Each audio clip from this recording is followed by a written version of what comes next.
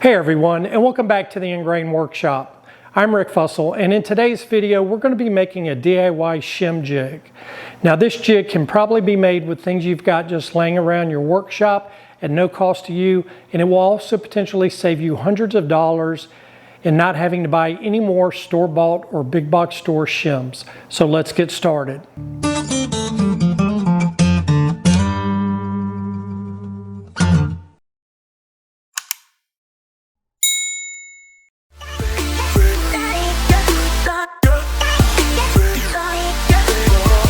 So let's start out with the wood that you're going to need, and I'm sure that you've got scrap wood laying around the workshop that you can do this for free.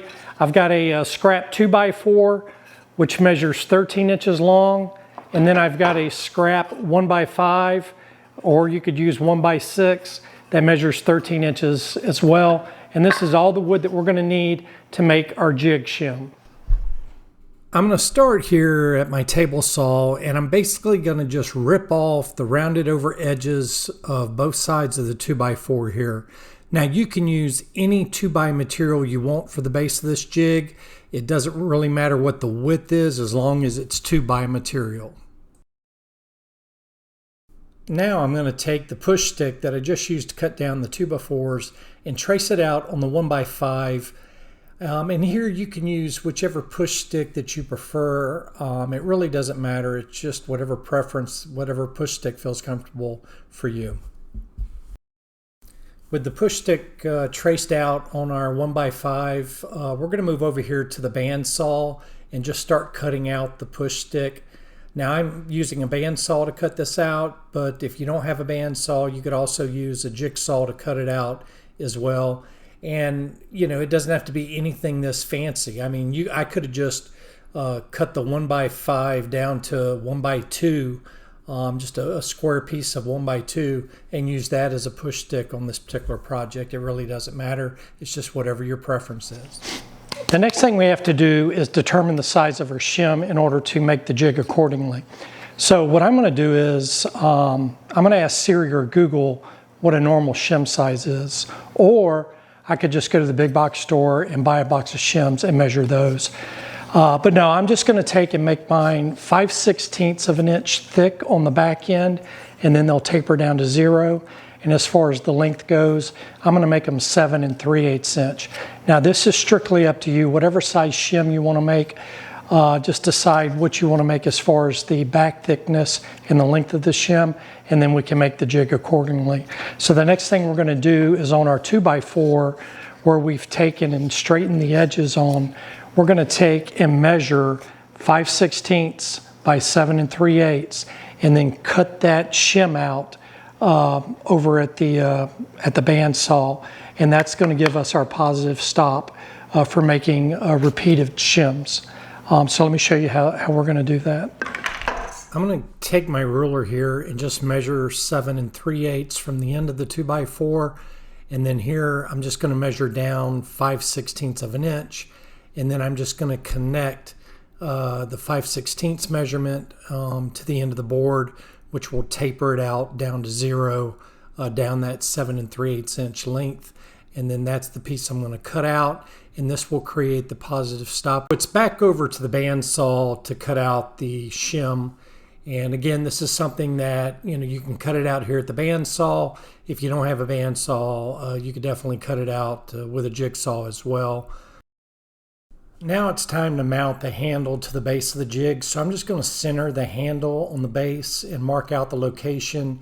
And then I'm going to also mark out 3 locations for screw holes. I'm going to pre-drill and countersink on the bottom side using an Ensign countersink bit, which I'll link in the video description below.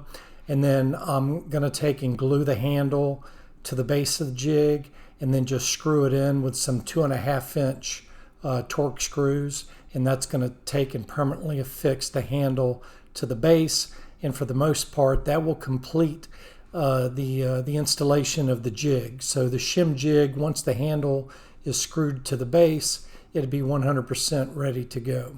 So with the shim jig complete, let's take it out for a test drive. A couple of items to note here is that whatever width you made your jig, that's the width that you're going to need to set your table saw fence. So in my instance, I just made my jig 3 inches wide when I rounded over the corners of the 2x4. This way I automatically know that I just set up the table saw fence to 3 inches. Now, as far as the shim material, all it has to be is 2x material. It cut down to the length of your shim, which in our case was 7 3/8. And then you just start running them through the table saw, and you see how easy it cuts the shim. But you do have to rotate your material every time. That way you keep a straight cut on your material. Otherwise, you'll be cutting your material at an angle.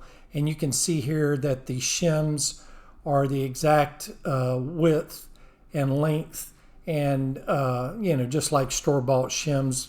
And you'll never have to buy another shim again. This is what I'll use from here on out. The jig took approximately 20 minutes to build, and the material cost was $0. And so for 20 minutes of your time, and as a result, you never have to buy another shim again, I think that's a pretty good deal.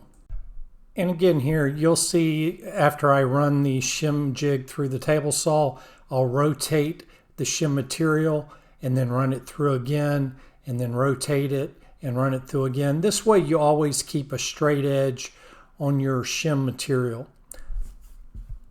And again, I'll leave it up to you guys. You can pick up shims at Amazon or one of the big box stores for $5 for a 12-pack.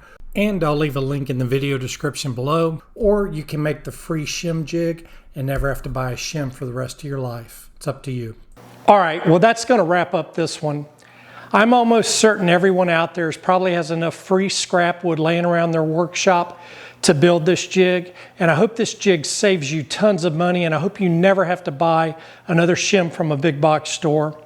If this video really did help you out and helps you save money, then please hit that like button. If you're new to the channel, then please hit that subscribe button and ring that notification bell. Your support is greatly appreciated. It really helps support the channel on YouTube and helps us to continue to grow the channel and make videos like this one. I'll leave a link in the video description below to our Etsy store, and I'll also leave links to our Airbnb cabins that we have up in the Smoky Mountains. This is Rick with the Ingrain Workshop. We'll see you next time, and thanks for watching.